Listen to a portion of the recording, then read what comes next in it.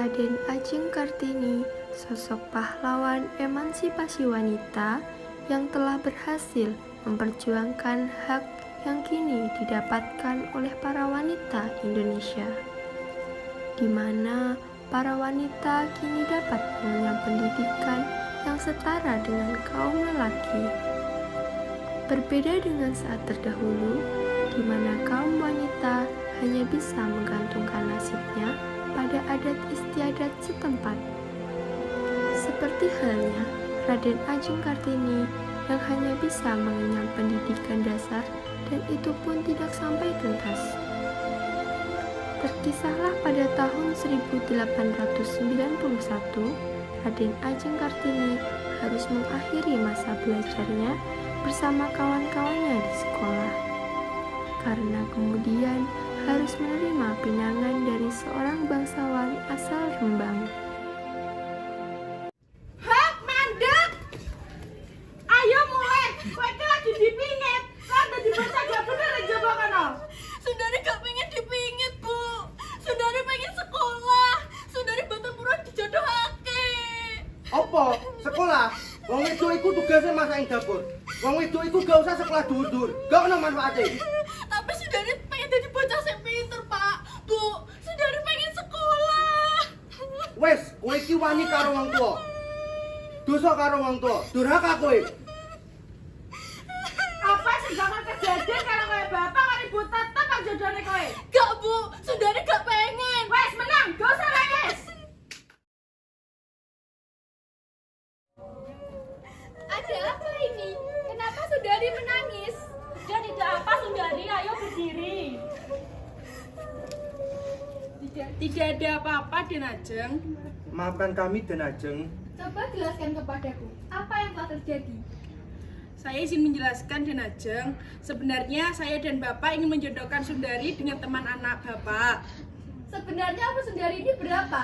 Kok sudah dijodohkan saja? 12 tahun Den Ajeng. Ngapunten Den Ayu. Panjenenganipun dipun dawuhi dening Rama menyang Kadipaten. Ada apa? Boten ngertos Den Ayu.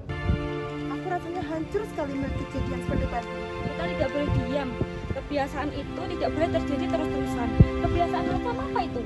Itu yang selama ini aku pikirkan, adikku. Kita harus bertindak sesuatu. Setuju Mbak Yu?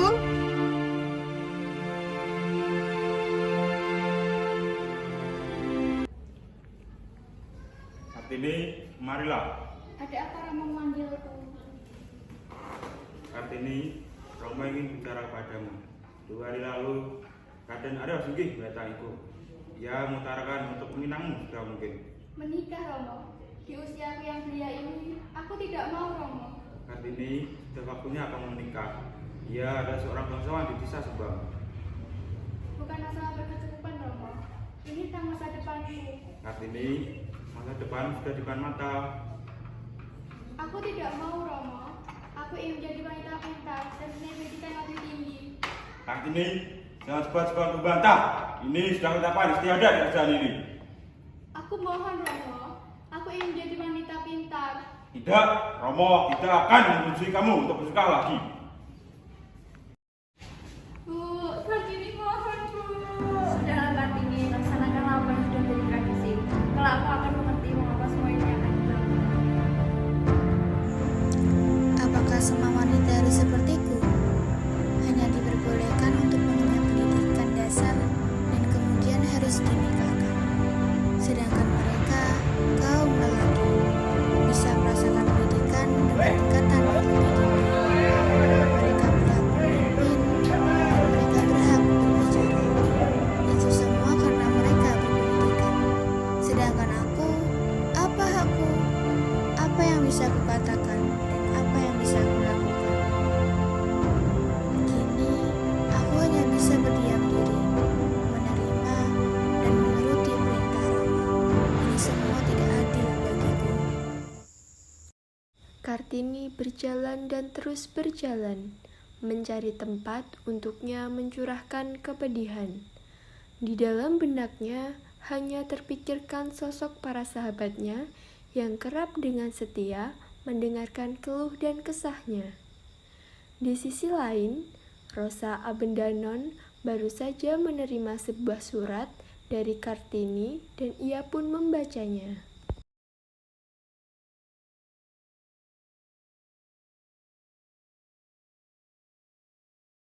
Kepada sahabatku, Rosa Abendanon. Bahasa mana sebenarnya? Meskipun kita kuasai dengan baik, namun tidak dapat mengutarakan getaran jiwa setepat-tepatnya. Bahasa semacam itu tidak ada.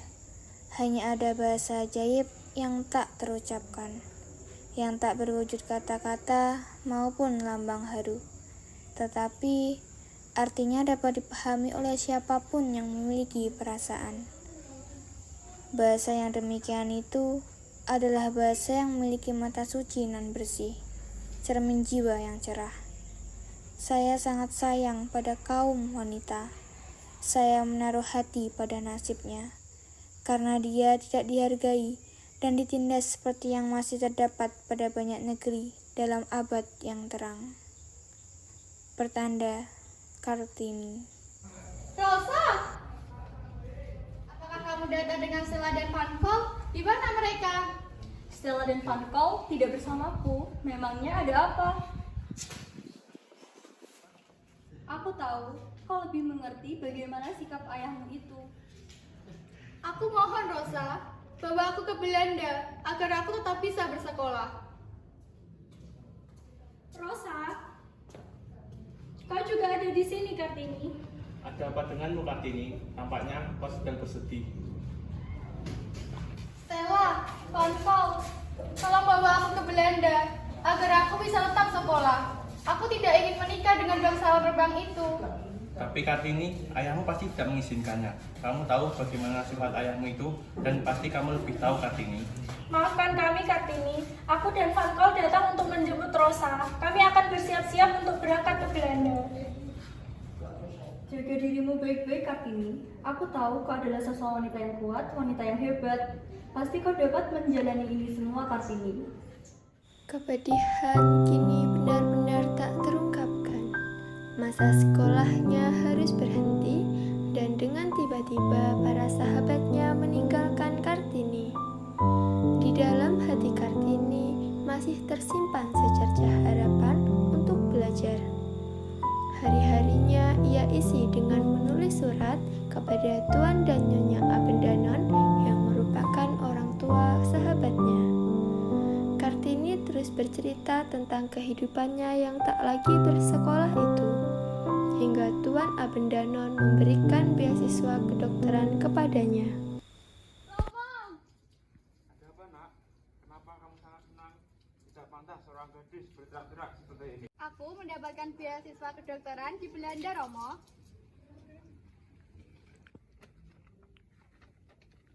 Romo tidak akan menyetujui kamu untuk sekolah lagi.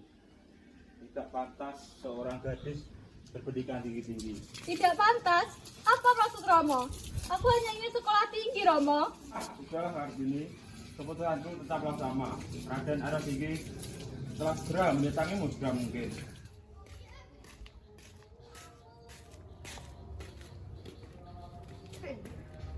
Itu Raden, kita Rariye.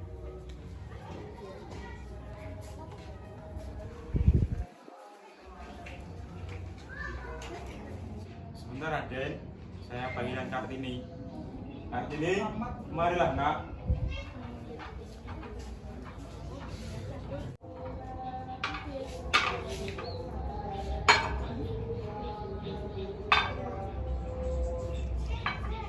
Duduk dulu Kartini.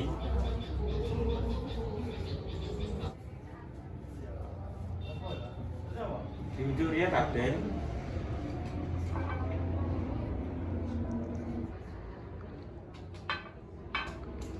Silahkan kalian berdua berbicara terlebih dahulu. Romo ada keperluan sebentar. Romo! Kartini, bolehkah aku minta waktumu sebentar? Jika aku berkata tidak, itu pun akan minta waktuku, Raden. Kartini, ternyata kau telah mendengar ini dari romomu, bahwa aku ingin meminangmu. Berhenti membicarakan hal yang sudah ketahui, Raden. Sedangkan Romo saja tidak meminta kesediaan dariku. Mungkin perkataanmu itu benar, Kartini. Tapi aku meminangmu karena aku benar-benar mencintaimu. Cinta, sebuah hasrat untuk memiliki adalah cinta. Sederhana sekali pemikiranmu, Raden. Tapi memang itu yang kurasakan, Kartini. Cinta yang kau miliki dan cinta yang kurasakan berbeda. Aku tidak mengerti apa maksud perkataanmu itu, Kartini. Cinta yang kusimpan sejak lama tertuju pada mereka, pada kaum wanita. Kartini, apa maksudmu? Aku benar-benar tidak mengerti. Raden, coba jawab pertanyaanku. Jika kamu mencintai seseorang, apa yang akan kamu lakukan? Aku akan memperjuangkan cintaku, Kartini. Sebentar, Raden. Aku ingin menyalakan lampu terlebih dahulu. Sudah, Raden. Begitu pula cintaku ini, Raden. Aku ingin memperjuangkan cintaku.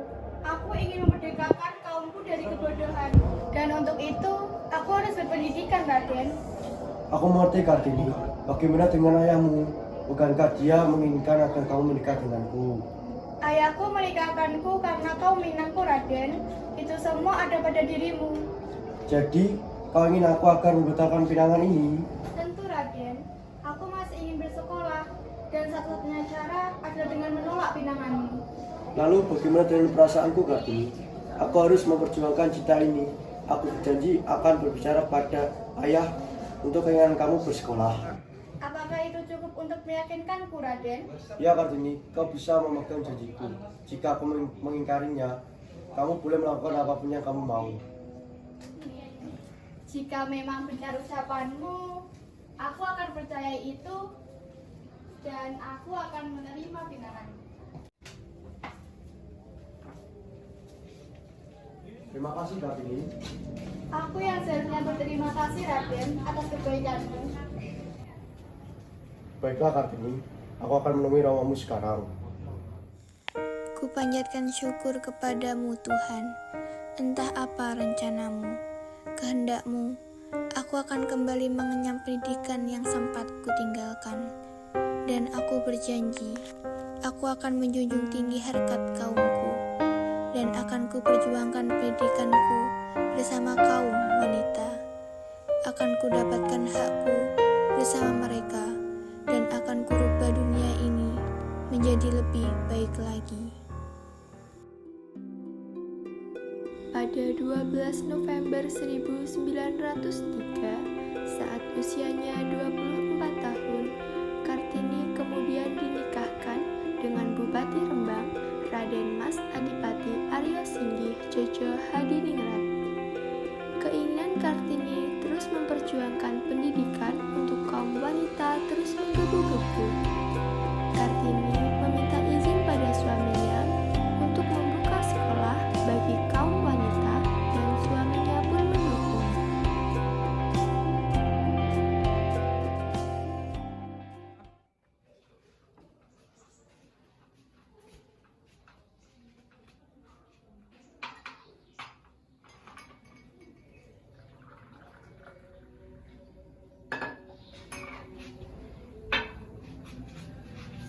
Kang Mas, aku ingin membuat sekolah wanita di sini. Menurut Kang Mas bagaimana? Ya, Kartini, itu tidak apa-apa. Itu ingin yang bagus. Kang Mas setuju. Terima kasih, Kang Mas. Ya, Kartini, sama-sama. Berkat izin dan dukungan suaminya, Kartini mulai merintis sekolah yang ia mulai dengan mengumpulkan teman-teman wanitanya untuk diajarkan tulis-menulis dan ilmu pengetahuan lainnya. Di suatu sore, Kartini telah selesai mengajari temannya untuk membaca. Pada tanggal 13 September 1904, Kartini melahirkan seorang anak yang diberi nama Raden Mas Soisafid.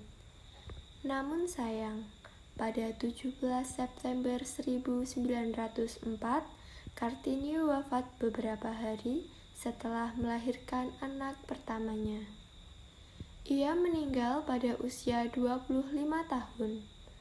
Kartini dimakamkan di Desa Buju, Kecamatan Buju, Rembang. Walaupun Kartini sudah meninggal, namun perjuangannya untuk kaum wanita akan tetap terus berlanjut. Kartinilah yang membuat terjadinya perubahan pada kaum wanita saat ini.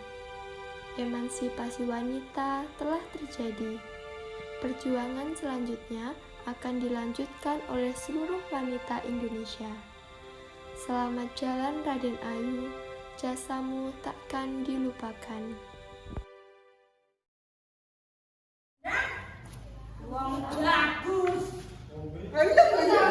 Iya, terima kasih. Ini saya anak kita.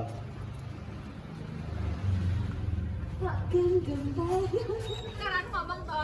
Coba jelaskan ada apa yang telah terjadi. Terus lu jelasin. Dari ini berapa? Kok sudah dijodohkan saja?